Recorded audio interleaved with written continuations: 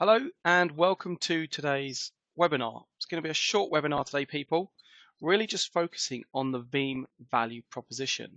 We're not going to be talking about technical architectures, speeds and feeds. One of the things I want to bring your attention to straight away is this word in the middle, availability.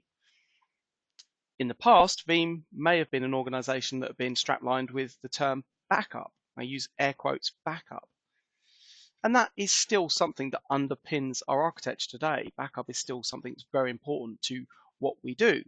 But availability talks much more around the orchestration of backups, the movement of replicas between different data centers, shifting services online in an organic and harmonious fashion between different geographies, different cloud infrastructures.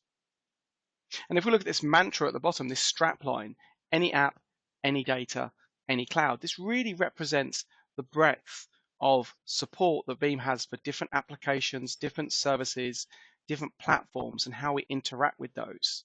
And as we see our customers adopting a multi-cloud strategy, not just one or two or three different cloud providers, we're moving that data in and out of different cloud ecosystems. So any app, any data on any cloud really does represent our philosophy. We're a global company with headquarters in Switzerland, Europe, and we really are an enterprise class software company, so much so that 74% of the Fortune 500 uses Veeam software in some shape or form.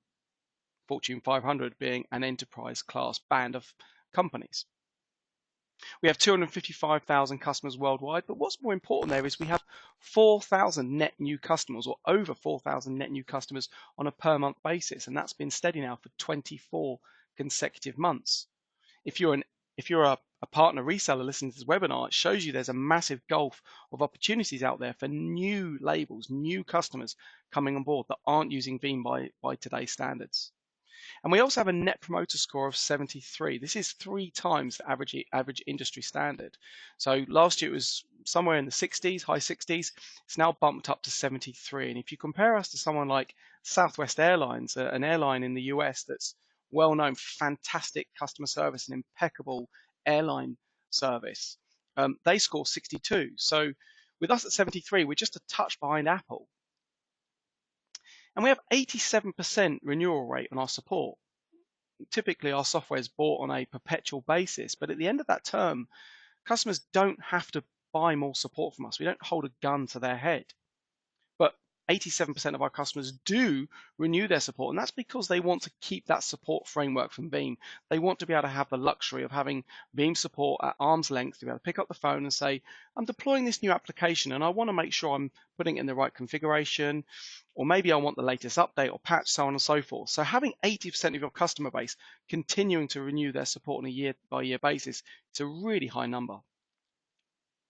And 91% of Veeam customers would actively and openly recommend Veeam to a affiliate or a peer company that they work with, and openly recommend them, being an existing Veeam customer. So that's again another number we're very proud of.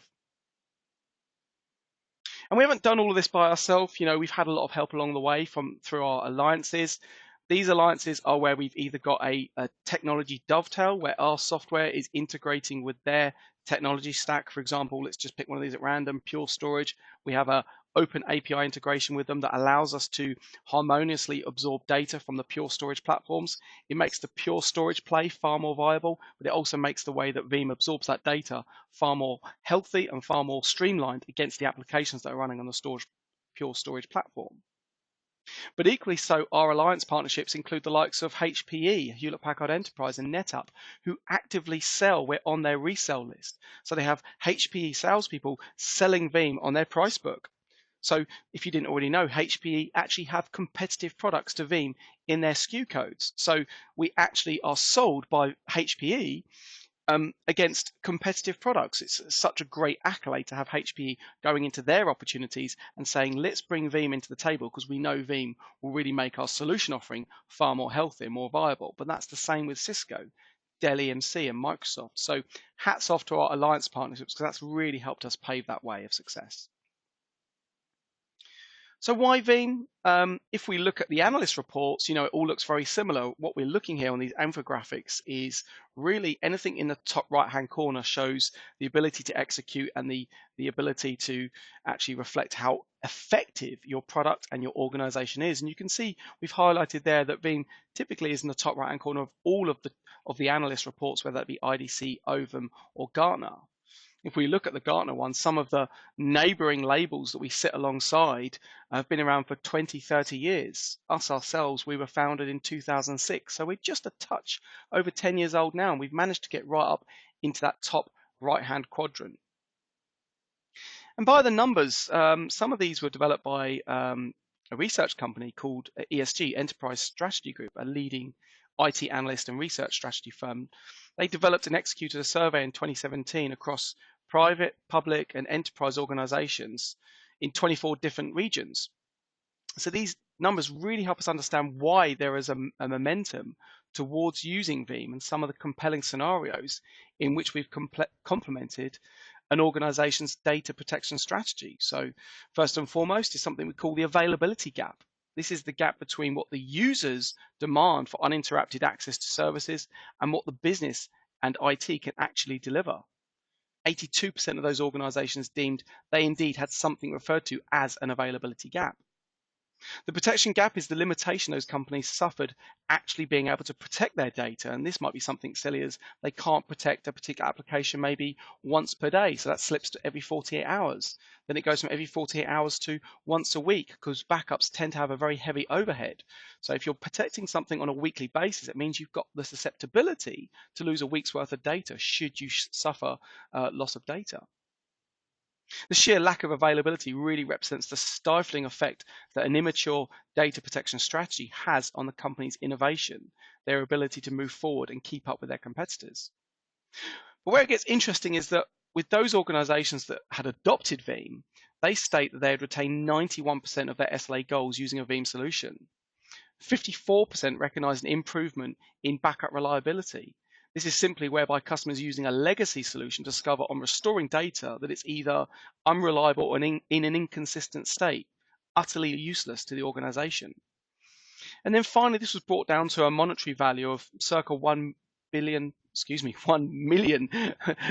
per year. This might not just be for loss of revenue, but also damage to their brand credibility. Again, losing traction of their competitors during periods of downtime or loss of service.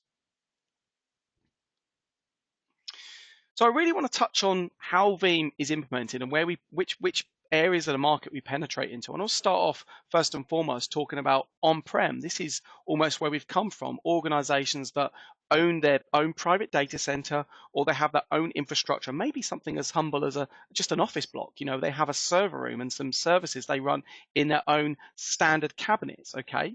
We're absorbed by them as a software. They deploy it inside. We're a channel-focused company, so they wouldn't buy that directly through us. Nobody can buy Veeam software directly. It has to go through some sort of distribution channel and through some sort of reseller or service provider. Okay, but that's how that would be deployed on-prem, backing up and protecting their physical workloads, their virtual workloads, their laptops, so on and so forth, all that good stuff. Okay. And as we move on, we're also deployed into service providers, managed service providers, or VCSPs, Veeam Cloud Service Providers, where they're utilizing Veeam as an enabler, if you will, that delivers their availability as a service offering to their end user customers. And we would be remiss for forgetting about public cloud, things like Microsoft Azure, Amazon Web Services, Google Cloud Platform Services. This is where organizations are standing up applications and services into public cloud, but there's still a necessity to protect those workloads. So absorbing that data out of public cloud, bringing that back into another cross-cloud platform, private data center, or just back onto on-prem. So they have a second copy of that data out of public cloud.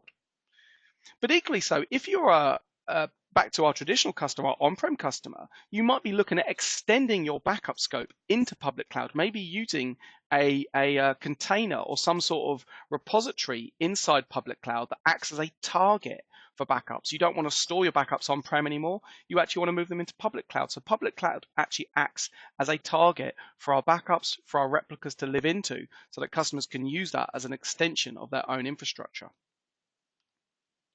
And with SaaS, software as a service, we're seeing things like Workday, Salesforce.com, Microsoft Office 365 becoming far more prevalent within our customer base. So we're actively developing support for things like Microsoft Office 365 that allows our end user customers to protect their data that lives inside things like Exchange Online, SharePoint Online, OneDrive Business, and then bring them back out of those SaaS providers. It's important to reflect there that the data that lives inside SaaS, the SaaS provider, is just providing a platform. The data that lives inside it is still the responsibility of that end user customer. So that's a re-education piece there to make sure end users understand that when they're moving to SaaS, the data within inside those platforms still needs to protect it. And I'm going to touch on products in a minute, but all of this comes into a platform of services, a platform of feature sets and technology that allows that breadth of support across those applications. And we can see that, and it's really easy to get your head around what Veeam do. If you go to www.veeam.com, we actually have 20 products to date. Okay, and starting off with our virtual workloads, we have support for things like Nutanix virtual landscapes, VMware, Hyper-V, and we're growing that ecosystem all the time. We also have our alliance partnerships. Some of these links refer to, what we do in a joint venture with, say, Cisco and Veeam, or Pure and Veeam, or IBM and Veeam. These are, joint ventures between these particular labels and where Veeam add value. Because we're looking at data on a regular basis, we have the ability to trend, capacity plan, and model the data that a company has within inside their infrastructure, within inside their cloud. So things like Veeam One give us that reporting and monitoring scope within inside that platform.